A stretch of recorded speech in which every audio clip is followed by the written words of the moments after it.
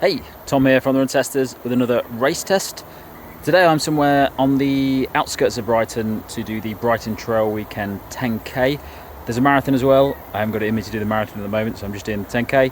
And I've got loads of kit to test as well as the race itself. It's a lovely day. It's going to be hot, so I am wearing the Under Armour Speed Pocket Trail Shorts, which is sort of like split shorts. I don't normally wear split shorts, so this is going to be interesting. Feel quite comfortable now. I'm also going to be testing out the New Balance Fuelcell Summit Unknown V3 trail running shoes. Now they're interesting because they are trail shoes that have got Fuelcell in the midsole, which I've never used Fuelcell on the trail, so that's going to be interesting to try out as well. I've also got some Under Armour Armourdry Run Crew socks on. Might get some of the names of these wrong, there's a lot to remember. Never tried Under Armour running socks before. They feel quite nice so far, so I'm going to give those a go. I've also got the Oakley Re Sub-Zeros on, which I have tried before, but not for a race like this. So that's going to be interesting to do. I'm also going to be trying out the Soundcore Sport X10 True Wireless headphones as well. So I'll stick those on in a minute. Now I'm going to go to the start of the race, get ready, and yeah, give this trail run a go. See you in a bit.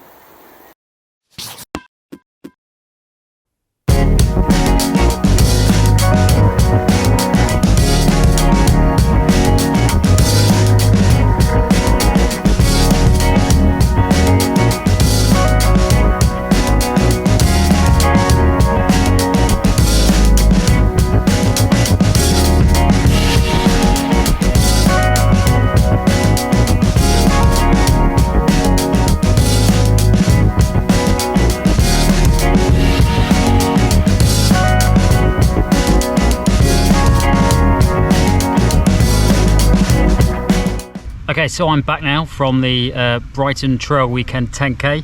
Let's do the race first. So it's the first time the race has happened. I didn't know that when I signed up. I actually thought it had been around for a while. I don't know why. So it's the first time it happened.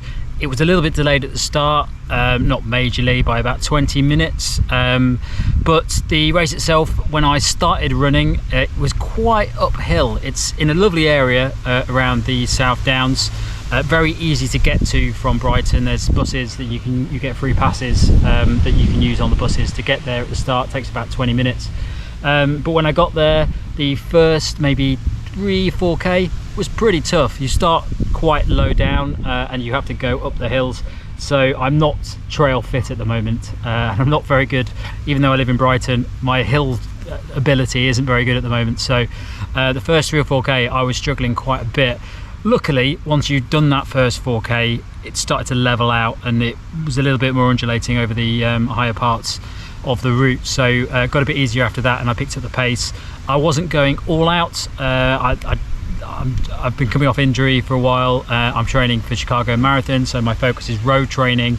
And I'm doing quite the first time I've ever actually done a marathon training plan at the moment, so no point me trying really hard on a trail run.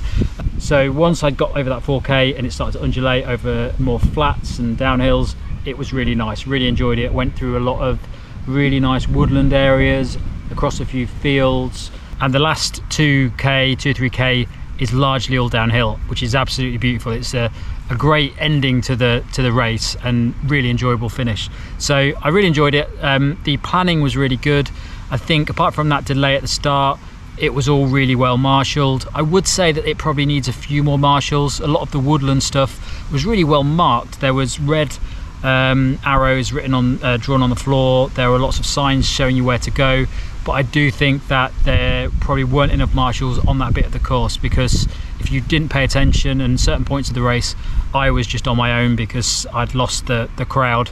And if I hadn't spotted one of those signs, if I was maybe pretty tired and not looking around properly, I might have missed one. So I'd probably say it needs a couple more marshals on that course, just to keep it safe. But other than that, yeah, I really enjoyed it. I thought it was a great race. The event village was really well planned. There was lots of stuff there, very easy to get to, car park very close. So I'd definitely be up for doing it again next year. The medal, nice wooden medal actually. Always a pleasure to get a wooden medal. I've got a few wooden medals actually over the years, and yeah, they're a nice little addition to the medal collection. Also got a nice cotton t-shirt, not a race t-shirt, but I wasn't that bothered. I quite like I'm not a big fan of getting t-shirts after a race that are not race t-shirts if they're not very nice, but if it's a nice t-shirt like this that I'll actually probably wear out, quite pleased with it. So yeah, overall really enjoyed the event. I think it was well organised and looking forward to doing it again. There's also the Trail Weekend Marathon going on at the same time, and there are a few runners that I know that are doing that, so looking forward to finding out how that went. Okay, so onto the kit I tested. So I tested quite a bit of kit today because I've had quite a lot of stuff through recently. The first thing that I tested that I'll talk about is the New Balance Fuelcell Summit Unknown 3. I might get some of the names of things wrong when I do this video, so I'll pop up the names if I get them wrong. But these are interesting because these are trail shoes that use the Fuelcell midsole, and I've never used a Fuelcell midsole for trail running. It's something I normally associate with the road. It's very soft, it's slightly bouncy. It's the same Fuelcell foam you get in things like the many of New Balance's shoes at the moment, like the TC, like the RC, the Elite. So yeah, it's a foam I normally associate with road running and comfort and bounce over road running. So I've been interested to see how it would do over trail. The shoes are fantastic, really enjoyable to wear, very comfortable. I think they fit into that sort of peregrine world where it's a balanced shoe which you can use for road to trail. I did some road on this as well after the race, and it's really a shoe that's designed for trails that are harder, and I don't think it would be great on the mud. I don't think you're gonna get a lot of benefit from that softer Fuelcell foam if you're running on soft ground. But the trails today were largely on hard compacted trail mud, and some sort of rockier trails as well, so it delivered really well. Almost like a road shoe, but with a little bit of extra grip, and a little bit more support around the shoe as well. What I would say about it is that I think it's a more general shoe. I probably wouldn't use it for performance level stuff, maybe for serious racing. I did feel that at some points it was a little bit wobbly when I was turning corners, or if I hit a bit of ground that was a different angle than what I was prepared for, and it just didn't feel like it was secure enough for those runs. I'd probably want something that really locked the foot down for those trails where it's a little bit uneven and you want a little bit more security with the foot. But for general running, general trails, road to trail, I think it's a really good shoe, and I'll be doing a first run of the New Balance Summit Unknown V3 shortly. The next thing that I tested was the Armourdry Under Armour Run Crew socks. Absolutely love these. They are, I don't think I've ever used Under Armour socks for running before. I don't think they're specifically designed for trail, they're just general running socks. Really enjoyed them. They're quite thick. I got a blister when I went running yesterday, so I didn't want to wear any thin socks today.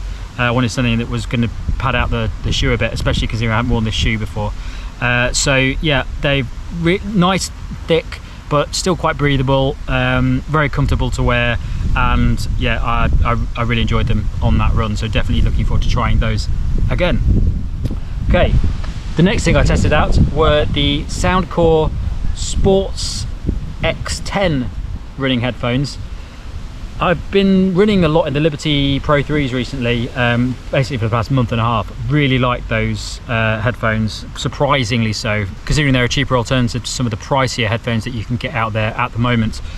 So when I had the opportunity to test these new Sports X10 headphones, I was really excited. They're quite small, but they also have ear wings on them, so you can slip those out and put them over your ear for security, which you can't do with the Liberty Pro 3s. Liberty Pro 3s are more of a general pair of headphones. I find them fantastic. They never fall out of my ears, and they've got great sound. These are focused on sport, as you can guess from the name. The ear wing that you get actually swings out, so you can fit it into the case neatly, but then you can swing it out to put it over your ears and hook it over. Throughout the race I had these on and they fit in perfectly. They do feel quite small in the ears, and the hook's really good. It does hold it in place. I'd say the sound is okay. I wasn't blown away by the sound with these true wireless earbuds. It's fine. It does have ANC on as well. I didn't really notice the difference with the ANC when I was turning on and off. I'll do a lot more testing in these over the next few weeks, and we'll do a full review when I've finished doing those. But initial thoughts on the headphones are that they are a cheaper alternative to some of the more expensive sports versions that you can get out there, like Jabra and Jaybird Vista 2s. But for me, for £89, they're a really good option so far from what I've got from that run. So I really enjoyed wearing them in that run. They didn't move around at all. They felt fine. The controls are really easy to use. They've just got one single button on either side, and it's a fairly standard button procedure for using those. So yeah, Sports X10 from Soundcore, pretty good from that run.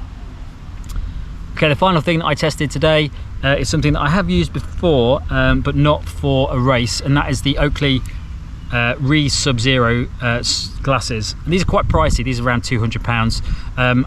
As Nick will probably mention, I very rarely wear sports shades. I tend to wear things like Gooder that just look like normal shades. I generally wear Wayfarer designs that Gooder have got, because I like to wear my running shades all the time, and also I don't really like this sports style, but since I've been trying these out, I've actually really liked them. They're a little bit more subtle, I think, than some of the visor types that you can get.